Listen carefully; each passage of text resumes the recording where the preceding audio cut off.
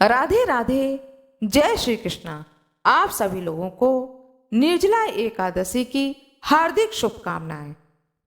आइए जानते हैं निर्जला एकादशी व्रत कब है। ज्येष्ठ मास शुक्ल पक्ष में पड़ने वाली निर्जला एकादशी का व्रत या उपवास कब किया जाएगा, पारना कब किया जाएगा और पारना किस चीज से किया जाएगा। प्रत्येक माह की शुक्ल पक्ष और कृष्ण पक्ष में एकादशी तिथि पर एकादशी व्रत किया जाता है। इस व्रत को 11 के नाम से भी जाना जाता है। यह व्रत भगवान श्री कृष्ण और भगवान हरि विष्णु को समर्पित है। निर्जला एकादशी अपने आप में एक कठिन व्रत होता है, तो इसका पुण्य फल भी अधिक होता है। महर्षि व्यास जी कहते हैं कि यह एकादशी अत्यधिक पुण्य फल को देने वाली है।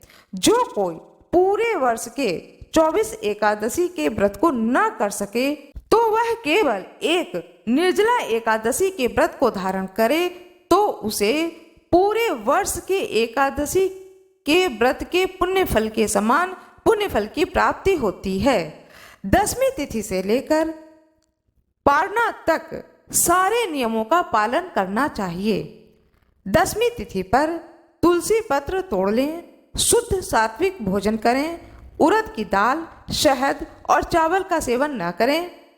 ब्रह्मचर्य का पालन करते हुए रात में भगवान श्री विष्णु को याद करते हुए सोना चाहिए। एकादशी के दिन ब्रह्म मुहूर्त में उठकर गंगा स्नान करना चाहिए। यदि गंगा स्नान न कर पाए तो घर के ही जल में गंगा जल मिलाकर स्नान करें। सूर्य भगवान को अर्घ्य दें, फिर भगवान विष्णु या कृष्ण भगवान की मूर्ति अथवा फोटो को आसन पर रखकर फूल, फल, जल चढ़ाएं।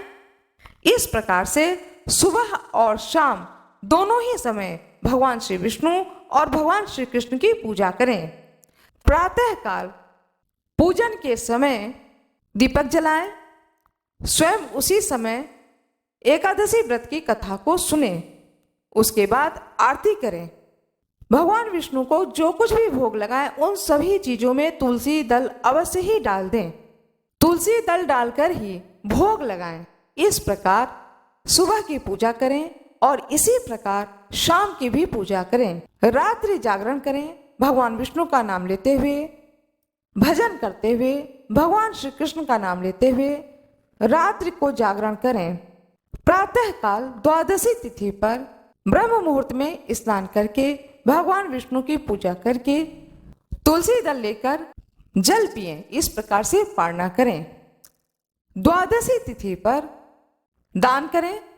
जल से भरा हुआ घट, शक्कर, दही, दूध, पंखा आदि गरीबों को भी दान करें। एकादशी व्रत के करने पर सारे पाप नष्ट हो जाते हैं।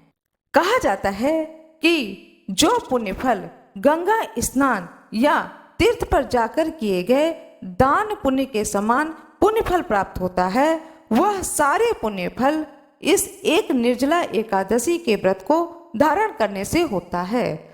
महर्षि व्यास जी कहते हैं कि ज्येष्ठ मास शुक्ल पक्ष में निर्जला एकादशी को करने से पूरे वर्ष के सारे एकादशी के पुण्य फल के बराबर इस एकादशी के व्रत को करने से एकादशी के पुण्य फल प्राप्त होते हैं।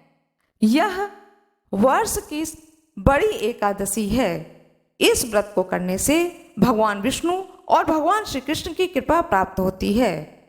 ज्येष्ठ मास शुक्ल पक्ष एकादशी तिथि प्रारंभ होगा 17 जून 2024 दिन सोमवार प्रातः 4:44 से। एकादशी तिथि समाप्त होगा 18 जून 2024 दिन मंगलवार को प्रातः 6:25 पर। निर्जला एकादशी 18 जून 2024 दिन मंगलवार को द्वादशी तिथि युक्त एकादशी। आइए जानते हैं पारना का शुभ मुहूर्त। 19 जून 2024 दिन बुधवार। पारना का शुभ मुहूर्त है सूर्योदय से लेकर प्रातः 8 बजे तक। 18 जून दिन मंगलवार को सूर्योदय कब होगा, सूर्यास्त कब होगा।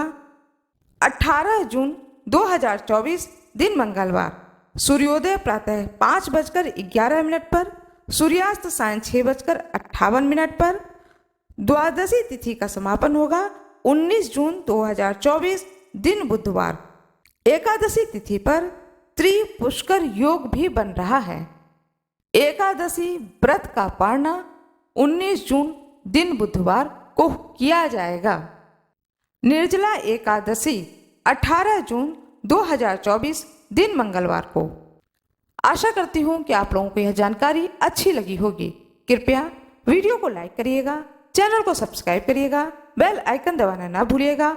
आप लोगों का बहुत बहुत धन्यवाद।